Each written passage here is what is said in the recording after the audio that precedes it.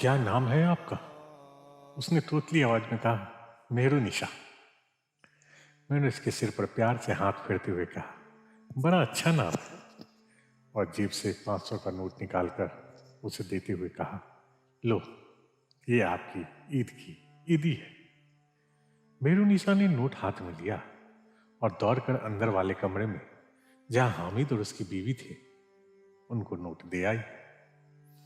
मुश्किल 2 मिनट ही हुए थे कि हामिद और उसकी बीवी दोनों बैठक से बाहर आए। अब मुझे बोले, पंडित जी ये क्या है? आपने मेरू निशा को 500 के नोट काहे को दे दिए? मैंने कहा, मैंने उसे बतौर ईदी दी है, चाचा लगता हूं उसका। इस पर हामिद बोला, ईद को गए तो 6 महीने हो गए भाई साहब। तब मैंने कहा, तो क्या हुआ हामिद मियाँ, मैं उस वक्त यहाँ था ही नहीं जो ईदी देने आता। भाई आज आया तो समझ लो आज ही ईद है। मेरी बात सुनकर हामिद मेरा मुंह देखता रह गया और फिर जाने क्या सोचता अंदर वाले कमरे में चला गया और पीछे पीछे उसकी पत्नी भी चली गई। असल में एक बार मैं पुष्कर गया था। उसी दरमियान अपने पुराने मित्र हामिद, जो जयपुर में मोटरसाइकिल का मैकेनिक था, उसके घर जाना हुआ। मुझे देख उसकी खुशी का ठिकाना न रहा, जिसे मैं अपने शब्दों में बयां नहीं कर सकता। मुझे बैठक में बिठाकर वो अंदर वाले कमरे में चला गया और जाते जाते मुझसे कह गया, पंडित जी, हाथ मुंह धोना हो तो आंगन की ओर चले जाइएगा, बाथरूम उधर ही है। मैं भी सफर में थका हुआ था, सो तुरंत बाथरूम में हाथ मुंह धोने चला गया। मैंने हाथ धोए ही थे कि हामिद की बीवी की आवाज मुझे सुनाई दी, जो बाथरूम से सटा हुआ ही कमरा था। वहां वो हामिद से कुछ धीरे धीरे बात कर रही थी। अब क्या होगा, अब क्या करें? घर में खाने का सामान तो कुछ भी नहीं है। जो दाल चावल आटा था 2 दिन पहले ही खत्म हो गए। 2 दिन से चाय और ब्रेड में काम चल रहा है। आप भी तो 10 दिन से दुकान में ही गए। इस पर हामिद बोला, अरे तुम भी क्या बात कर रही हो? पूरा शहर 10 दिन से बंद है, किसी की दुकानें नहीं खुल रही। तो खोले भी तो कोई कैसे?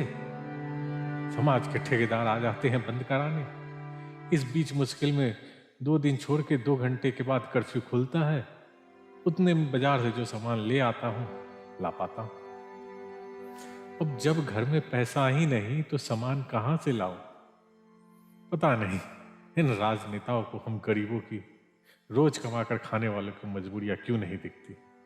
हम कैसे अपने परिवार की दाल रोटी चलाएंगे? इन्हें तो सिर्फ अपनी राजनीति की रोटी सेकनी है। फिर चाहे छोटे बच्चे एक कटोरी दूध को तरस जाए या बीमार दवा के लिए परेशान हो जाए। हमें भी देख लो, घर में दाना नहीं। अब 2 दिन से हड़ताल खत्म भी नहीं हुई तो पैसे नहीं। जिस पर हामिद की बीवी बोली, मैं कुछ नहीं जानती, आप जाइए, कहीं से भी थोड़ा खाने का इंतजाम तो कीजिए। तब हामिद बोला, किसके पास जाऊं? इस वक्त कौन उधार देगा? किराने वाले की दुकान की तो पहले से ही बहुत उधारी है, और अब उधार देता है या नहीं पता नहीं।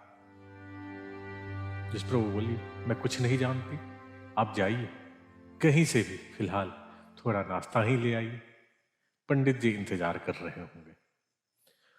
उनकी बातें सुनकर मैंने फटाफट अपना मुंह धोया और वापस बैठक में आ गया। अब मेरा दिमाग बहुत तेजी से चल रहा था कि मैं क्या करूं।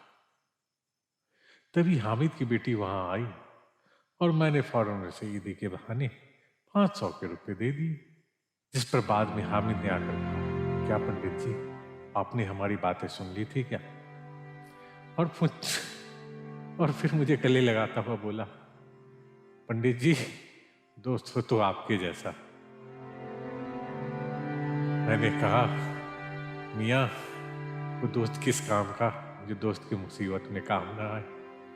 और फिर हामिद बाजार से बहुत सा नाश्ता, दाल चावल आटा लाया और हम सब ने एक साथ बैठकर खाना खाया। परंतु जब मैं शाम को वापस आने लगा तो हामिद की बीवी भर्राई आवाज में बोली, भाईजान, मेरी आपसे गुजारिश है, अब की ईद पर आप मेरे यहाँ जरूर आइएगा। मैंने उस वक्त उसकी आंखों में आए आंसू को देखा तो बोला, इन आंसू को बाहर नहीं आने दीजिए, ये बहुत कीमती आंसू हैं। इस तरह की छोटी छोटी बातों से नहीं बहना चाहिए। आप विश्वास रखिए, अब की बार ईद पर जरूर आऊंगा। इस पर उसके चेहरे पर मुस्कुराहट आ गई और मैं भी मुस्कुराते हुए बाहर निकल गया। कहानीकार R K तिवारी। कहानी का शीर्षक ईद की ईदी।